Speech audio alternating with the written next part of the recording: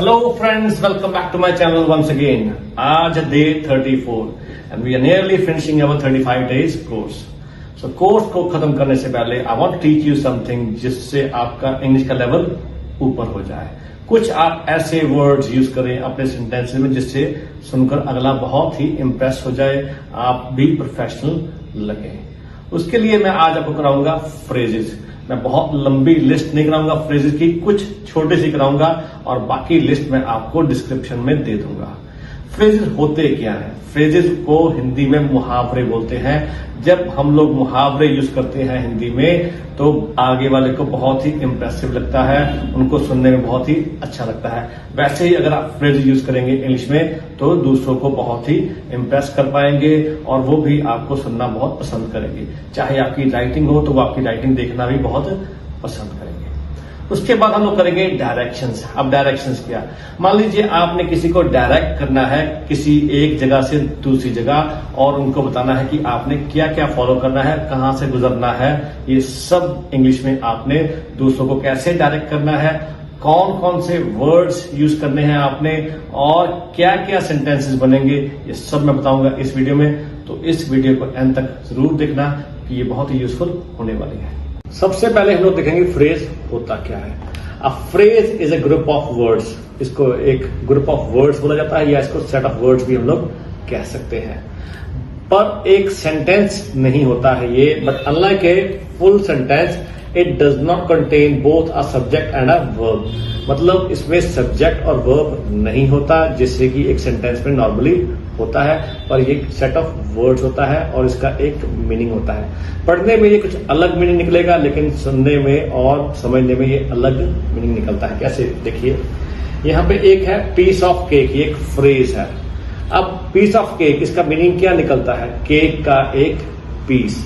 पर इसका असल मीनिंग क्या है? इसका मीनिंग है something that is very easy. मतलब कोई एक चीज जो बहुत ही आसान होती है, करने में आसान होती है, तो हम लोग उसको कहते हैं ये पीस ऑफ केक है. मतलब ये करना बहुत ही आसान है. और इसका सेंटेंस क्या बनेगा? देखिए the math test was a piece of cake. जो मैथ का जो टेस्ट था वो क्या था? एक पीस ऑफ केक था. मतलब ये बहुत ही आसान था. I finished it in just 15 minutes. मतलब इतना आसान था कि मैंने 15 मिनट्स में खत्म कर दिया. मान लीजिए कोई टेस्ट था जो 45 मिनट्स का था और किसी ने उसको 15 मिनट में कर लिया, तो वो बोलता है कि ये बहुत ही आसान था, मैंने इसको 15 मिनट्स में खत्म कर दिया. तो वहां पे आ गया the math test was a piece of cake.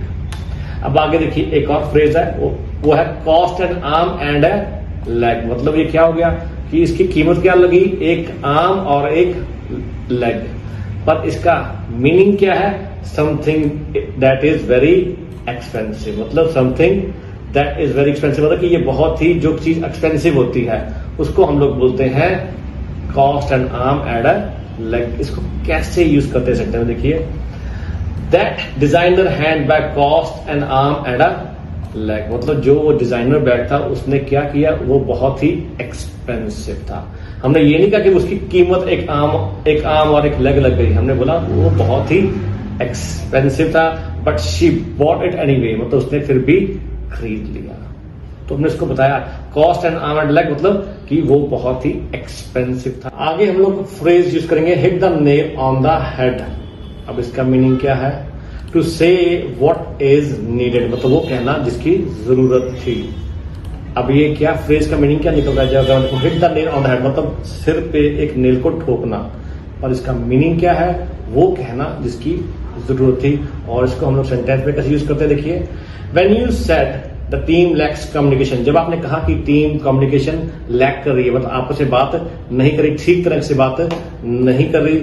You really hit the nail on the head. मतलब आपने वही कहा जिसकी वहां पे जरूरत थी. यू रियली, आपने वही हिट किया जो वहां पे उसकी जरूरत थी. क्लियर है? आगे देखिए एक और phrase bite off more than you can chew. मतलब अब इसका मीनिंग क्या था? खाना उतना जितना कि हम लोग च्यू भी नहीं कर पाते. मतलब कि ज्यादा खा लेना, ज्यादा बाइट कर लेना. तो इसका मीनिंग क्या निकलता है? To try to do too much that becomes difficult to do. मतलब आपने कोशिश करनी वो सब कुछ करने की जो डिफिकल्ट बन जाता है करना. अब कैसे इसको सेंटेंस में यूज करेंगे? देखिए I agree to help with 3 projects at once. मतलब मैंने एग्री किया कि मैं 3 प्रोजेक्ट्स पे एक ही समय पे हेल्प करूंगा। And now I feel I have bitten off more than I can chew, मतलब कि अब मुझे लग रहा है कि मैंने इतना कोशिश की ज्यादा करने की जो कि अब मैं नहीं कर पाऊंगा या डिफिकल्ट हो जाएगा करना। अब ये देखिए इसका ऐसे मीनिंग निकलता है फ्रेज का जब हम सेंटेंस पे यूज करते हैं। सारे फ्रेजेस आपने नहीं यूज करने, आपने ये नहीं है कि हर सेंटेंस में फ्रेज यूज शुरू कर देना है। ये तो आप बीच बीच में जब आप स्पीकिंग कर रहे हैं तो बीच बीच में आप फ्रेज यूज करेंगे तो आपको बहुत ही इंप्रेसिव लगेगा बोलते हुए और अगले को सुनने में भी इंप्रेसिव लगेगा। पर इसका मतलब ये नहीं कि आप हर सेंटेंस में फ्रेज यूज करेंगे। अगर आप राइटिंग कर रहे हैं तो इसका मतलब ये नहीं कि आप हर सेंटेंस में फ्रेज लिखेंगे। सेंटेंस ये होता है कि बीच बीच में मान लीजिए आपने एक ऐसे ही लिखना है तो उस ऐसे में आप 2 या 3 फ्रेज यूज करेंगे। ये नहीं कि आप हर सेंटेंस पे फ्रेज यूज करेंगे। और बोलने में भी ऐसे ही है कि आपने बहुत आधा घंटा पौना घंटा किसी से बात की तो उसमें 1 या 2 फ्रेज यूज कर लिया। क्लियर है? आगे देखिए एक और फ्रेज है आउट ऑफ द ब्लू, मतलब समथिंग अनएक्सपेक्टेड और सरप्राइजिंग। मतलब आउट ऑफ द ब्लू मतलब ब्लू में से एकदम। अब क्या मीनिंग निकलता है इसका? ये कुछ सरप्राइजिंग होना या कुछ ऐसा होना जो अनएक्सपेक्टेड था, जिसकी एक्सपेक्टेशन नहीं थी। अब कैसे इसका सेंटेंस बनेगा? He called me out of the blue after 5 years of no contact, मतलब उसने एकदम मुझसे कॉल किया और ये बहुत ही सरप्राइजिंग था 5 years के बाद जब उसने कोई कॉन्टेक्ट नहीं किया और इतने समय बाद उसने मुझे कॉल किया, मतलब ये एक बहुत ही सरप्राइजिंग था। अब ऐसे ही था the ball is in your court, मतलब इसका मीनिंग क्या देगा? अब आप जो कोर्ट है, आपका जो कोर्ट है उसमें अब बॉल उस तरफ आ गई। पर इसका मीनिंग क्या निकलता है? It is your turn to take action, मतलब अब तुम्हारी बारी है एक्शन लेने की। अब क्या सेंटेंस बनेगा? I have done all I can to fix things, मैंने सब कुछ किया जो मैं कर सकता था चीजों को ठीक करने के लिए। Now the ball is in your court, अब तुम्हारी बारी है एक्शन लेने की, अब मेरी बारी खत्म है। मान लीजिए आपकी किसी के साथ लड़ाई हो जाती है, आप उसको क्या कहते हैं मनाने जाते हैं, तो आप क्या बोलेंगे? I have tried everything to solve this problem, now the ball is in your court, मतलब मैंने वो सब कुछ किया एक प्रॉब्लम को सॉल्व करने के लिए, अब तुम्हारी बारी है एक्शन लेने की। अगर तुम चाहते हो मेरे से बात करना तो ठीक है, आके आ जाओ, अगर नहीं तो यहां पे बारी खत्म। आगे देखिए स्पिल द बीन्स, इसका मीनिंग क्या है? टू रिवील अ सीक्रेट, मतलब एक सीक्रेट को रिवील करना। कैसे सेंटेंस यूज करेंगे? Don't spill the beans about her surprise birthday party, मतलब तुम वो सीक्रेट किसी को मत बता देना, उसकी बर्थडे पार्टी की सरप्राइज जो हमने रखा हुआ है उसको आप रिवील मत कर देना। आगे है थैंक यू सो मच, मतलब ये क्या होता है? आप वे टू एक्सप्रेस ग्रेटिट्यूड, मतलब तुम्हारा बहुत बहुत शुक्रिया। ये एक तरह का हम लोग यूज करते हैं अपने सेंटेंस में। कैसे? Thank you so much for helping me move into new apartment, मतलब तुम्हारा बहुत बहुत शुक्रिया, आपने मेरी हेल्प की एक न्यू अपार्टमेंट में शिफ्ट होने में। तो ये थे फ्रेजेस।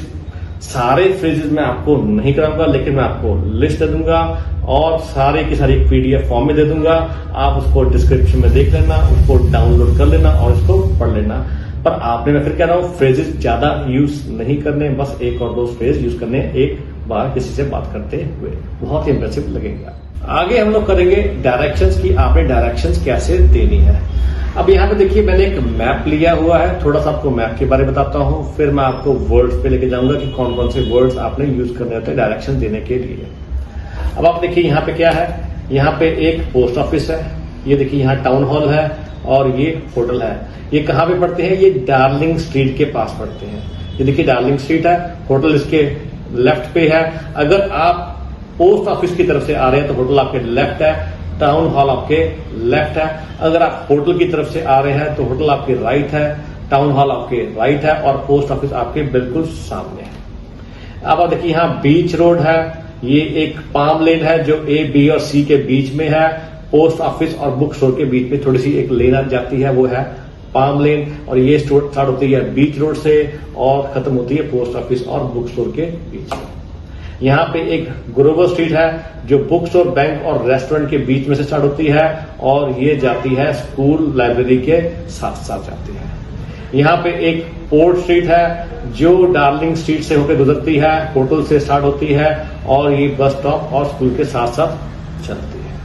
तो ये पहले आपने देखना है, मैप समझना है, फिर मैं आपको बताऊंगा वर्ड्स और फिर आपको बताऊंगा कैसे आपने सेंटेंसेस बनाने हैं। अब आप देखिए यहाँ पे कौन कौन से वर्ड्स हैं जो मैप में यूज होते हैं। मान लीजिए रोड के साथ साथ चलना है, कहाँ जाना है, आप कहते हैं आप इस रोड पे आइए और सीधा जाइए, तो इंग्लिश में सीधा जाना को क्या बोलते हैं? Go up. सीधा जाना मतलब रोड पे आगे जाना, गो अप। अब रोड के एंड तक जाना है तो वहां पे बोला जाता है गो डाउन। ये बहुत ट्रिकी है। गो डाउन का मतलब नीचे जाना, नीचे जाना नहीं, रोड इंग्लिश में रोड के एंड पे जाना हो तो आप बोलते हैं go down. Go further up मतलब थोड़ा और आगे जाना, जाना तो है आगे, उसके आप थोड़ा और आगे जाना तो आप बोलते हैं go further up. Go across, अब गो अक्रॉस मतलब ऑपोजिट जाना।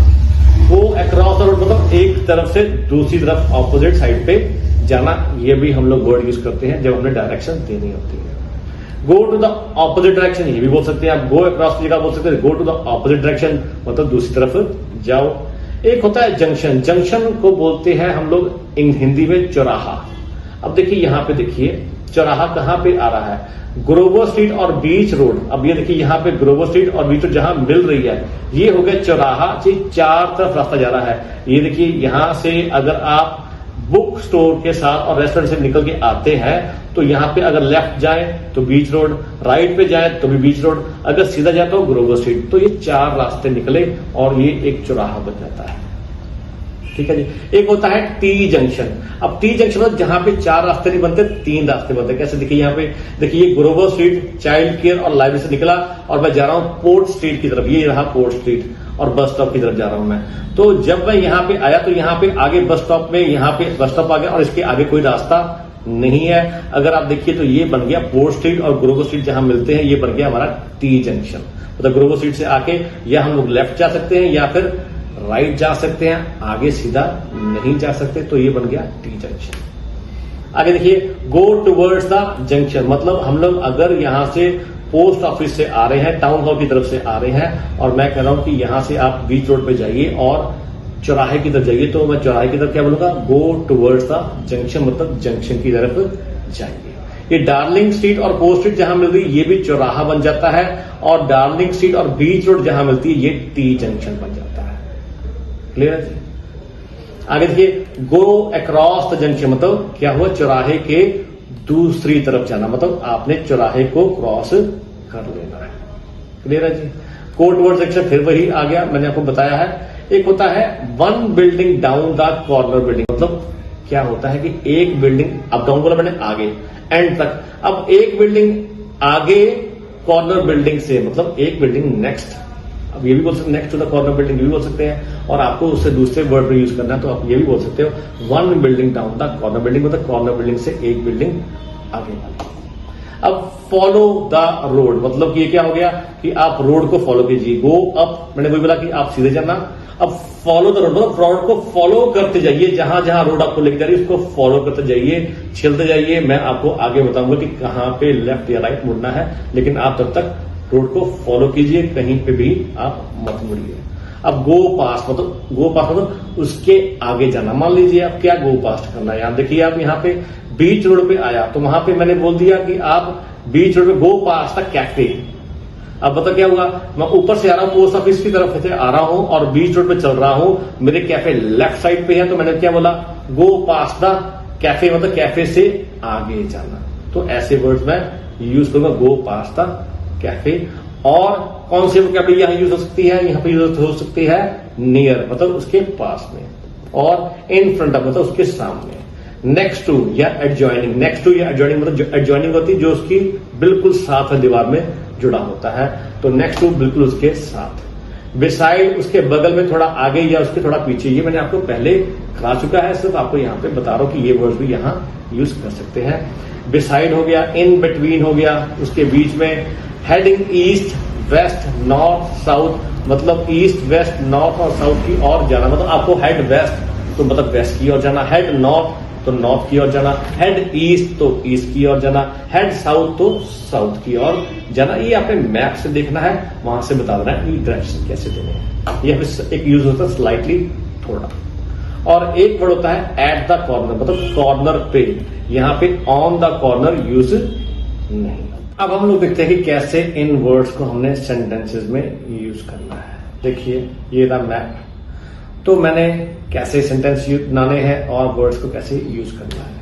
अब आप देखिए मैंने बोला go down the beach road. मान लीजिए मैं ये पोस्ट ऑफिस और टाउन हाउस की तरफ से आ रहा हूं और वहां मैंने क्या बोल दिया, go down the beach road, मतलब कि आप बीच रोड के एंड तक जाइए।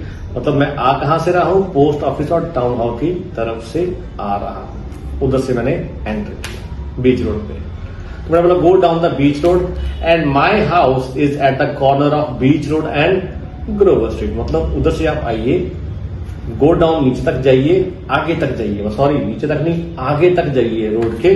तो क्या मेरा घर कहां पे है, मेरा घर बीच रोड और ग्रोवर स्ट्रीट के कॉर्नर पे है। अब आप देखिए यहाँ पे 4 कॉर्नर है, एक चाइल्ड केयर है, एक बैंक है, एक रेस्टोरेंट है और एक स्कूल है। और यहाँ पे एक स्पेस बनी हुई है आई, यहाँ देखिए स्पेस बनी हुई है। तो मेरा घर कहां पे हो, ये आई का हो गया। तो मैंने बोला यहाँ पे बीच रोड पे आइए और गो डाउन मतलब आगे तक एंड तक जाइए। और मेरा घर कहां पे है, उसके कॉर्नर में है, बीच रोड और ग्रोवर स्ट्रीट के कॉर्नर में है। और ग्रोवर स्ट्रीट को क्रॉस करते हुए ये नीचे स्कूल और रेस्टोरेंट के पास भी बीच रोड ही है। तो मेरा घर कहां पे है, कॉर्नर, और यही एक कॉर्नर है जो स्पेस बनी है, बाकी तो सब ऑक्यूपाइड है, बाकी सब जगह बनी हुई है। क्लियर है जी। अब देखिए मैं फिर वहीं से आ रहा हूं, पोस्ट ऑफिस और टाउन हॉल की तरफ से आ रहा हूं और मैंने क्या बोला है, अब मैं एक और डायरेक्शन दे रहा हूं। क्या दे रहा हूं डायरेक्शंस, मैं क्या कह रहा हूं, take a right from beach road, मतलब बीच रोड से ऊपर से आ रहे हैं, take a right from the beach road, मतलब आप पाम लेन की तरफ भी राइट हो सकते हैं और ग्रोवर स्ट्रीट की तरफ भी राइट हो सकते हैं। तो मैंने आगे क्या बोला, take a right from the beach road, मतलब एक राइट लीजिए बीच रोड से, and go up the road on Grover street, मतलब थोड़ा गो अप मतलब थोड़ा आगे जाना, कहां जाना, ग्रोवर स्ट्रीट पे। तो यहाँ पे पाम लेन पे मैंने राइट नहीं लेना, मैंने बोल दिया उनको गो up the road on Grover street. और गो अप का मीनिंग मैंने आपको बताया कि थोड़ा आगे जाना। तो मैंने बोला यहां से आइए, राइट लीजिए ग्रोवर स्ट्रीट पे और थोड़ा आगे जाइए। और मैंने क्या लिखा यहाँ पे, my parents live at the corner of Grover street next to the book store, मतलब जो बुक स्टोर है उसके कॉर्नर पे, ग्रोवर स्ट्रीट के कॉर्नर पे, ग्रोवर स्ट्रीट के कॉर्नर पे बुक स्टोर के बिल्कुल साथ में, वहां पे कॉर्नर पे मेरे पेरेंट्स रहते हैं। तो ऐसे मैंने उनको डायरेक्शंस दी और ऐसे मैंने इसको वर्ड्स को यूज किया। अब आप देखिए मैंने और क्या वर्ड यूज किया, the hotel is at the corner of Darling street and opposite to the playground. मैंने क्या बोला, वो उसके कॉर्नर पे है और प्ले ग्राउंड के बिल्कुल ऑपोजिट है। अब आप देखिए ये रही डार्लिंग स्ट्रीट। अब यहाँ पे डार्लिंग स्ट्रीट के कॉर्नर पे क्या है, होटल है, और किसके सामने है, प्ले ग्राउंड के बिल्कुल सामने है। क्लियर है जी। अब आगे देखिए, आगे मैंने क्या यूज किया सेंटेंस, मैंने क्या, there is a cafe in between supermarket and child care. अब मैंने बोला कि एक कैफे है सुपरमार्केट और चाइल्ड केयर के बीच में। ये देखिए ये रहा सुपरमार्केट, ई के बिल्कुल साथ, और डी में है चाइल्ड केयर, और इन दोनों के बीच में क्या है, कैफे है। ऐसे मैंने उनको डायरेक्शन दी कि अगर आप कैफे मिस कर रहे हो तो सुपरमार्केट और चाइल्ड केयर को आप मिस नहीं करोगे, तो ये इन दोनों के बीच में है, तो आप मिस नहीं कर पाओगे। अब आप आगे देखिए, अब मैंने एक जगह बताया कि मेरी डायरेक्शंस क्या है। अब आप देखिए मैंने, मान लीजिए मैं अब यहां से आ रहा हूं, अब देखिए ईस्ट वेस्ट, अब इसको बस समझना है ईस्ट और वेस्ट को। जो वेस्ट होता है वो आमतौर पे लेफ्ट होता है और ईस्ट जो होता है वो राइट होता है। नॉर्थ ऊपर होता है, साउथ नीचे होता है। तो हम लोग अगर लेफ्ट राइट नहीं बोलते और ईस्ट और वेस्ट भी हम लोग यहाँ पे यूज कर सकते हैं वर्ड्स को। अब इसी का यूज किया मैंने, मान लीजिए मैंने बोला कि आई am at the bus stop which is at the east of the public pool. अब मैंने क्या बोला है, ईस्ट क्या होता है, ये होता है हमारे राइट, हमारे राइट होता है। तो अब आप देखिए क्या हुआ, मैं स्कूल और बस स्टॉप की तरफ से जा रहा हूं, पोर्ट स्ट्रीट पे जा रहा हूं ऊपर। तो मैंने क्या बोला, मैं बस स्टॉप पे हूं, कहां पे, विच is at the east of the public school, जो पब्लिक स्कूल के राइट में है। क्लियर है। अब मान लीजिए मैं टाउन हॉल और होटल की तरफ से अगर आ रहा होता तो मैं क्या सेम सेंटेंस कैसे बोलता, मैं बोलता I am at the bus stop which is at the west of the public school. अब मैंने बोला वेस्ट क्या होता है, ये होता है लेफ्ट। तो मैंने बोला अगर मैं टाउन हॉल और होटल की तरफ से आ रहा हूं तो मैंने बोला मैं कहां पे हूं, मैं बस स्टॉप पे हूं जो पब्लिक स्कूल के लेफ्ट में है। पब्लिक स्कूल पहले आ रहा है तो वहां से मैंने ऐसे सॉरी पब्लिक स्कूल नहीं, पब्लिक पूल, पब्लिक पूल पहले आ रहा है तो मैंने बता दिया कि पब्लिक पूल देखना और उसके लेफ्ट में मैं। क्लियर है जी? ऐसे भी हम लोग यूज कर सकते हैं। अब एक लंबा सेंटेंस है वो मैं आपको करवा रहा हूं। अब देखिए मैंने यहाँ पे एक बैंक है, ये रहा बैंक, तो मैंने क्या यहाँ पे बोला लीव बैंक, बैंक से निकलो या बैंक को छोड़ो। आगे टर्न लेफ्ट, बैंक से निकले तो कहां पे टर्न किया? लेफ्ट, तो लेफ्ट कहां पे हो गया? बीच रोड पे, ये ऊपर की तरफ, ये पोस्ट ऑफिस और टाउन हॉल की तरफ। अब मैंने क्या बोला? Go up to the corner, मतलब अब कहां पे है? कॉर्नर पे जाना। अब ये सी भी कॉर्नर है, ठीक है जी, और ये सुपरमार्केट भी कॉर्नर है और ये पोस्ट ऑफिस भी कॉर्नर, तो कॉर्नर तक जाइए। उसके बाद मैंने क्या बोला? Turn right. अब राइट टर्न करना है। अब ये कॉर्नर पे तो राइट कोई है ही नहीं, क्योंकि यहाँ पे तो राइट टर्न है नहीं, सुपरमार्केट और कैफे बना हुआ, यहाँ पे राइट बना ही नहीं है। तो मुझे क्या करना पड़ेगा? एक ही राइट बनता है जो बनता है डार्लिंग स्ट्रीट पे। तो मुझे पता चल गया कॉर्नर कौन सा हो गया? सुपरमार्केट और कॉर्नर हो गया, और यहाँ पे मुझे डार्लिंग स्ट्रीट पे राइट लेना है। गो अलॉन्ग डार्लिंग स्ट्रीट, मतलब उसके साथ साथ चलो, मतलब डार्लिंग स्ट्रीट के बिल्कुल साथ साथ चलो, कहीं भी आपने मुड़ना नहीं है। ऐसे बोल सकते हो, गो डाउन भी बोल सकते हो, गो अप भी बोल सकते हो, कुछ भी आप बोल सकते हो। या मतलब हेड स्ट्रेट, तो स्ट्रेट हेड से वो सीधा ही चलो। हेड मीन्स जहां पे आपका हेड जा रहा है, और स्ट्रेट सीधा। एंड क्रॉस मैंने लिखा पोर्ट स्ट्रीट, मतलब क्या हो गया?